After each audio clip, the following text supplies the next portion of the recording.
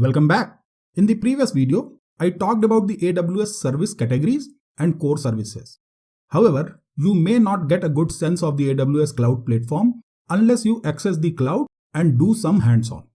In this video, I'll show you the steps for creating an AWS account. So let's start. Go to aws.amazon.com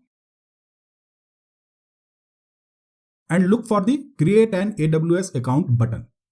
Hit that button and AWS will present you with the new user sign up page. Every new AWS user gets access to a bunch of free AWS services for next 12 months. Everything is not free, but a lot of things are freely available for your learning and experiments. We will learn more about what is freely available and what will be charged to you. I'll talk about the free resources as we progress with the course. But before that, let's learn the steps for creating your AWS account. In the first step, they ask you for three things: a valid email address, a password, and an account name. Let me fill in a random non-existent email address. This email address does not exist and I'm just putting it here to show you the next step. Give some password and also set an account name. You can give your personal name here, or you can provide your company name. Move to the next step and AWS will ask you for the contact information. I'm creating this account for personal use, so let me select the personal option. Now, you should provide your phone number, your country of residence, and other address related information. Let me fill out some non-existent details for the demo purpose.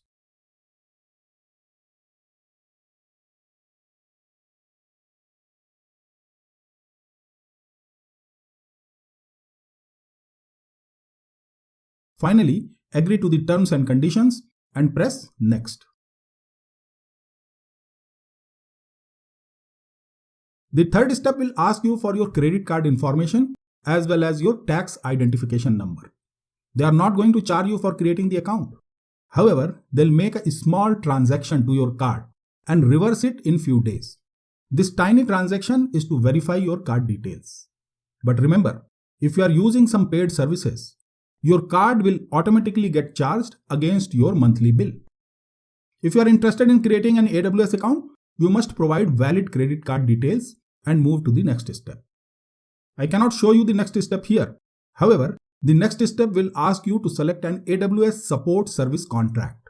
You will see a free support service contract and also some paid options. You can choose the free service contract and move on to the next step. Finally, AWS will verify your contact number and create your account. And that is all. Once your account is ready, you can visit console.aws.amazon.com and AWS will present you with a login page. Let me show you.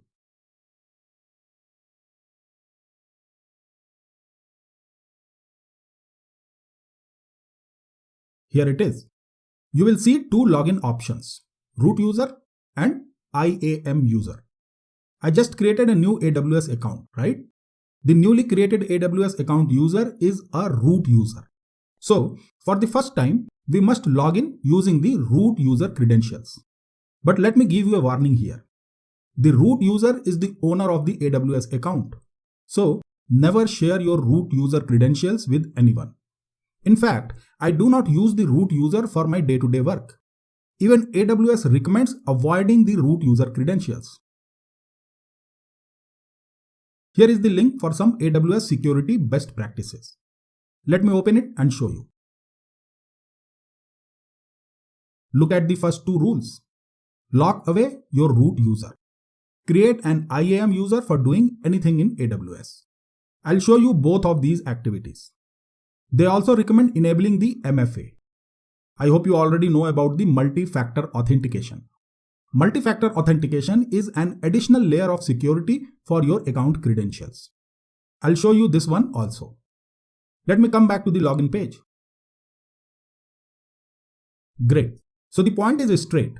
Create your AWS account and you will get a root user. Use the root user credentials to log in and secure the root user account. That's what we are going to do in this video. In the following video, I'll create a new IAM user and use it for the rest of the course. You should also follow the same approach because that's the recommendation from AWS. Make sense? Great. Let me log in. I'm not showing the steps here, but I will give the AWS account email address, press next, and supply the password. That's all. Once logged in, you will reach the AWS console. Here it is. I logged into the AWS Management Console. This is the default landing page when you log into the AWS console. You will see a link to the recently visited services and also a list of all the services. This is the place that allows you to access all the AWS services. We will come back here again. On the top right side, you will see your name and your current AWS region name. Let me expand the region name. So, I am currently logged into the US East Ohio region. If you want, you can change your current region from here. For example, I can select Mumbai region and my current region will set to Mumbai. Let me change it back. Great. If you click your name, you will see some other links such as billing dashboard and security credentials. Let me take you to the security credentials. You can change your root user password from here. You can also make your login more secure by applying multi-factor authentication. Let me do it.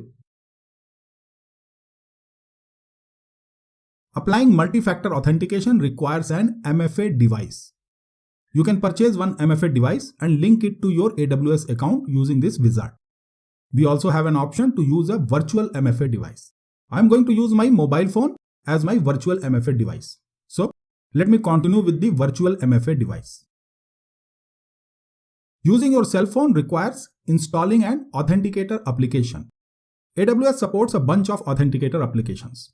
Here is the list of some supported applications. You can get a complete list by clicking this link. Great. Install an authenticator application. Then come back to this page and show the QR code from here.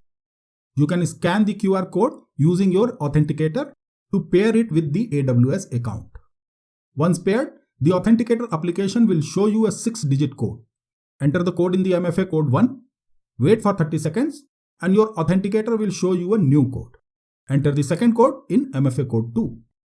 After 2 consecutive codes are given, you can click the Assign MFA button. You should see a success message. That's all, you are done. Finally, look for the access keys. Access keys are used to authenticate your account from the automation tools and scripts.